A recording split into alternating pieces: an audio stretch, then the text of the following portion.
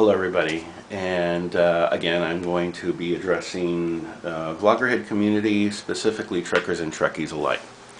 So, I hear there's a lot of talk going on about this web-based movie called Gods and Men. And I've been to YouTube and haven't heard too much negativity here, but there is some negativity on YouTube, and I wanted to address web-based shows, especially this one. First of all, as everybody knows, the original Star Trek ran for 2.5 years. We never saw the completion of the original Constitution class starship. Never saw the conclusion of her 5-year mission.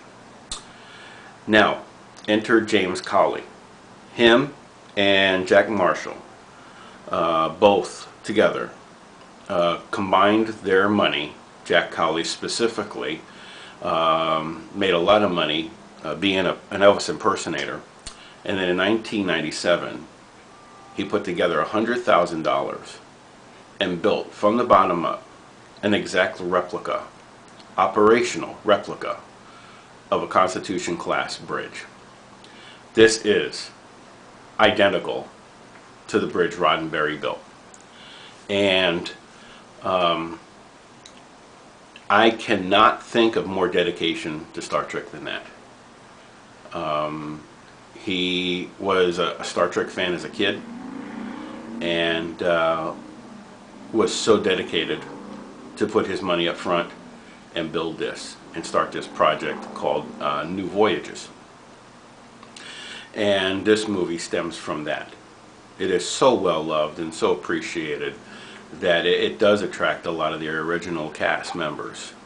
And of Gods and Men attracts a lot of cast members from specifically 3 shows: the OS, DS9, and Voyager. And I tell you, I watched it, and it's as good as it can get. I mean, I wish they could release something like this to the theaters. However, it would break a contract. Paramount allows web-based Star Trek shows as long as they don't make no money off of it. Once they do that, it's all over. So out of the goodness of their heart and money, a lot of money, do they entertain us. Now, there are some shows out there who don't really put together a whole lot of money for their special effects. There's a show out there called Hidden Frontiers, and they use a lot of green screen effects. Not a whole lot of special, real, actual operational equipment. But the actors are kind of good.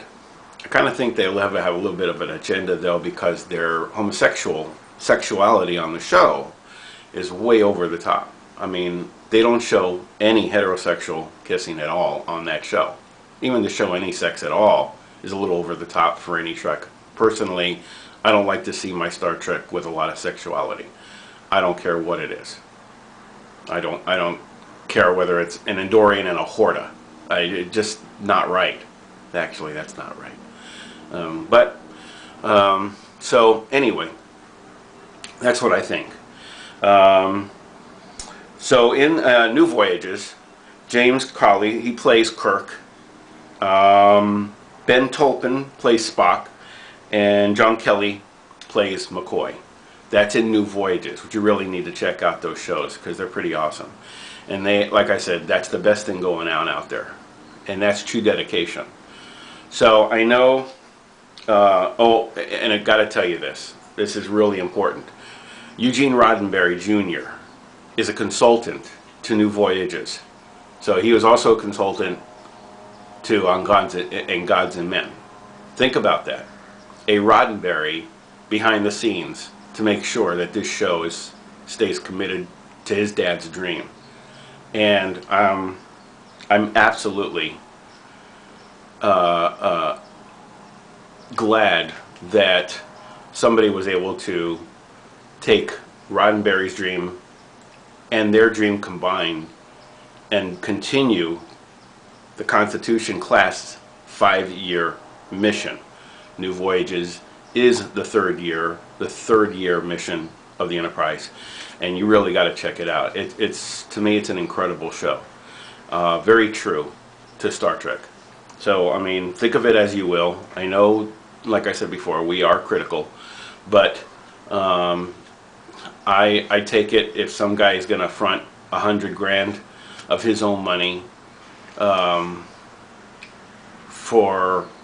to entertain us, I'm never going to turn that down. James Cowley, you have my appreciation, and I think you've done Ron very proud. Thank you very much, and that's all I'm going to say. Bye-bye.